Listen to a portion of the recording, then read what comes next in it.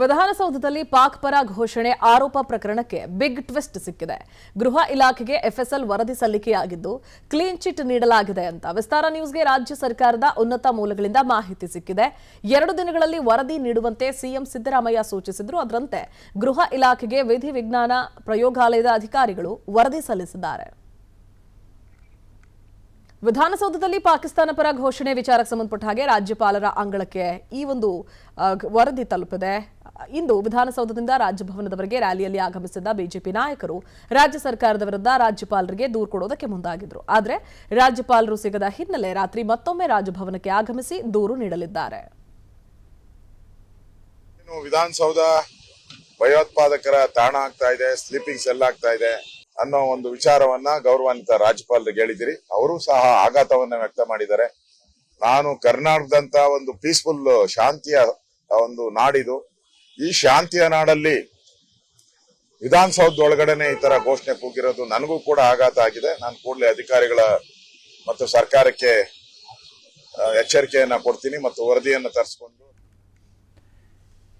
ಪಾಕಿಸ್ತಾನದ ಪರ ಘೋಷಣೆ ಕೂಗಿದ ಆರೋಪದ ವಿಚಾರವಾಗಿ ಕಲಾಪದಲ್ಲಿ ಕಾಂಗ್ರೆಸ್ ಬಿಜೆಪಿ ನಡುವೆ ಟಾಕ್ ವಾರ್ ನಡೆದೋಯಿತು. ಬಿಜೆಪಿ ನಾಯಕರು ಜೈ ಶ್ರೀರಾಮ್ ಜೈ ಮೋದಿ ಘೋಷಣೆ ಕೂಗಿದಾಗ ಸಿಎಂ ಸಿದ್ದರಾಮಯ್ಯ ಜೈ ಸೀತಾರಾಮ ಅಂತ ಘೋಷಣೆಯನ್ನು ಕೂಗಿದ್ರು. ನಮ್ಮದು ಎಲ್ಲರನ್ನೂ ಒಳಗೊಂಡ ಘೋಷಣೆ ಅಂತಂದ್ರು ಮುಖ್ಯಮಂತ್ರಿಗಳು. ನಿಮಗೆ ಮೋದಿ ಹೆಸರು ಹೇಳೋದು ಬಿಟ್ಟು ಬೇರೆ ಗೊತ್ತಿಲ್ಲರಿ, ತಲೆಯಲ್ಲಿ ಮೆದಲಿದೆಯನ್ರಿ, ಮಹಾಭಾರತ ರಾಮಾಯಣ ಏನು ಓದಿಲ್ಲ ಅಂತಂದ್ರು. ಬಿಹಾರಕ್ಕೆ 26% ಅಮ್ಮ. ಜೈ ಜೈ ಸೀತಾರಾಮ್, ಜೈ ಜೈ ಸೀತಾರಾಮ್. ಮೋದಿ ಇದ್ದಾರ, ಮೋದಿ ಬಿಟ್ಟರೆ ಏನಿಲ್ಲ. ನಿಮಗೆ ನಿಮ್ ಶಕ್ತಿ ಏನಿಲ್ಲ, ನಿಮ್ ಶಕ್ತಿ ಏನೂ ಇಲ್ಲ. ಇವರೆಲ್ಲ ನಿಶಕ್ತರು, ರಾಜಕೀಯವಾಗಿ ನಿಶಕ್ತರು, ಏನೂ ಇಲ್ಲ. ಮೋದಿ ಹೆಸರು ಮೇಲೆ, ಮೋದಿ ಹೆಸರು ಮೇಲೆ, ಮೋದಿ ಹೆಸರು ಮೇಲೆ ಕಾಂಗ್ರೆಸ್ಗೆ ಚಟ ಕಟ್ಟಿ ಮಣಿಪಾಲ್ ಪತ್ರಿಕೆ ಅವ್ರು ಬರೆದಿರೋದು. ಬಜೆಟ್ 2024-25 ಕೇಂದ್ರಕ್ಕೆ ಏಟು ಬಜೆಟ್.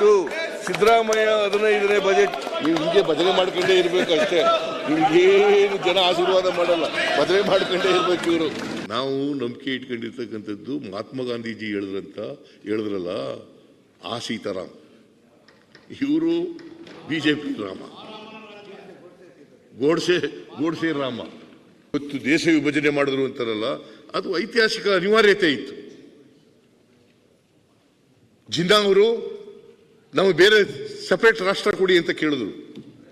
ಮೌಂಟ್ ಬ್ಯಾಟನ್ ಅವ್ರ ಮಾತು ಕೇಳ್ಕೊಂಡು ಮಾಡಿದ್ರು ಬ್ರಿಟಿಷ್.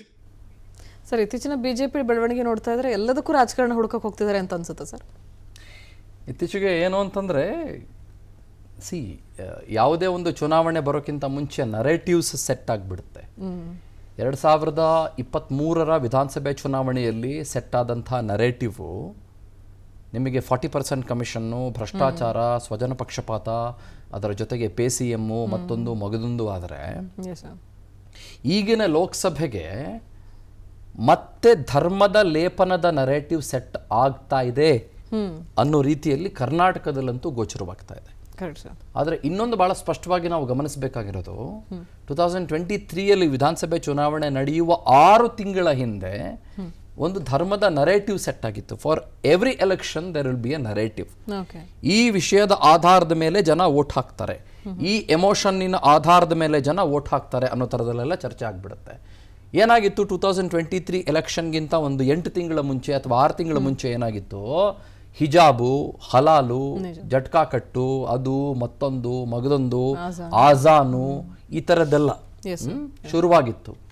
ಆದರೆ ಒಂದು ಸ್ವಲ್ಪ ನೆನಪು ಮಾಡ್ಕೊಳ್ಳಿ, 8 ತಿಂಗಳು ಕಳೆದು ಇನ್ನು ಕೇವಲ ಚುನಾವಣೆಗೆ 1 ತಿಂಗಳಿದೆ ಅಂತನ್ನುವಾಗ ಕಂಪ್ಲೀಟ್ ಪೊಲಿಟಿಕಲ್ ನರೇಟಿವ್ ಚೇಂಜ್ ಆಗೋಯ್ತು. Correct sir. ಆಯ್ತಾ? ಅಲ್ಲಿ ಧರ್ಮದ ಯಾವ ಚರ್ಚೆಗಳು ಕೂಡ ಆಗಲೇ ಇಲ್ಲ. ಹೌದು, ಗೊತ್ತಾಯ್ತಾ? ಅಲ್ಲಿ ಯಾವ ಹಿಜಾಬಿನ ಚರ್ಚೆ ಆಗಿ ಓಟ್ ಆಗಲಿಲ್ಲ, ಅಲ್ಲಿ ಯಾವ ಧರ್ಮದ ಚರ್ಚೆ ಆಗಿ ಓಟ್ ಆಗಲಿಲ್ಲ. ಯಾಕಂದ್ರೆ ಫಾರ್ ದಿ ಫಸ್ಟ್ ಟೈಮ್ ಬಹುಶಃ ಬಿಜೆಪಿನೇ ತಳಮಳಗೊಂಡು ಬಿಡುತ್ತೆ. ಯಾಕಂದ್ರೆ ಬಿಜೆಪಿ ನರೇಟಿವ್ ಸೆಟ್ ಮಾಡ್ತಾ ಇತ್ತು ಕಾಂಗ್ರೆಸ್ಗೆ ಯಾವಾಗ್ಲೂ.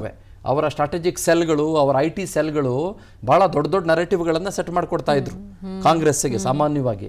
ಬಟ್ ಈ ಸಲ ಏನಾಗ್ಬಿಡ್ತು 23 ವಿಧಾನಸಭೆ ಚುನಾವಣೆಯಲ್ಲಿ ಬೇರೆಯದ್ದೇ ನರೇಟಿವ್ನ ಕಾಂಗ್ರೆಸ್ ಸೆಟ್ ಮಾಡಿಬಿಡ್ತು, which BJP never expected. Correct sir. ಅಲ್ಲಿ ಆಂಟಿ ಇನ್ಕಂಬೆನ್ಸಿ ಕೂಡ ಇತ್ತು ಬೊಮ್ಮಾಯಿ ಅವರ ಸರ್ಕಾರದ ವಿರುದ್ಧ, ಜೊತೆಗೆ ಲೀಡರ್ಶಿಪ್ನ ಕೇಪಬಿಲಿಟೀಸ್ ಬಗ್ಗೆ ಕೂಡ ಸುಮಾರು ಪ್ರಶ್ನೆ ಇತ್ತು. ಎರಡೆರಡು ಮುಖ್ಯಮಂತ್ರಿಗಳು ಬದಲಾಗಿದ್ರಿಂದ ಅದನ್ನ ಬಹಳ ಚೆನ್ನಾಗಿ ಕಾಂಗ್ರೆಸ್ನವ್ರು ಬಳಸ್ಕೊಂಡು 40% ಮತ್ತು ಕೆಂಪಣ್ಣವರು ವರದಾನವಾಗಿ ಕಾಂಗ್ರೆಸ್ಗೆ ಸಿಕ್ಕರು. ಕರೆಕ್ಟ್ ಅಲ್ವಾ. ಸಿ ನರೇಟಿವ್ಸ್ ಹೇಗೆ ಚೇಂಜ್ ಆಗುತ್ತೆ ಅಂತ ಅರ್ಥ ಮಾಡ್ಕೊಳ್ಳಿ.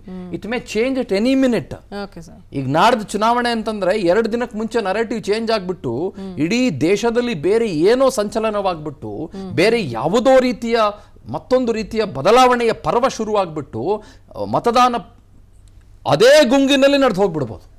ಎಕ್ಸಾಕ್ಟ್ಲಿ. ಸೊ ಇವಾಗ ಇವರೆಲ್ಲ ಮಾತಾಡ್ಕೋತಾ ಇದಾರಲ್ಲ, ಇದು ಅವ್ರ ಪೊಲಿಟಿಕಲ್ ಅಜೆಂಡಾಗಳಷ್ಟೇ. ಇದೆಲ್ಲ ಪೊಲಿಟಿಕಲ್ ನರೇಟಿವ್ಸ್ಗಳನ್ನು ಸೆಟ್ ಮಾಡ್ತಾ ಇದ್ದಾರೆ ಅವರು, ಇನ್ನೊಬ್ರು ಅದಕ್ಕೆ ಕೌಂಟರ್ ಕೊಡ್ತಿದ್ದಾರೆ ಅಷ್ಟೇ. Okay. So we are not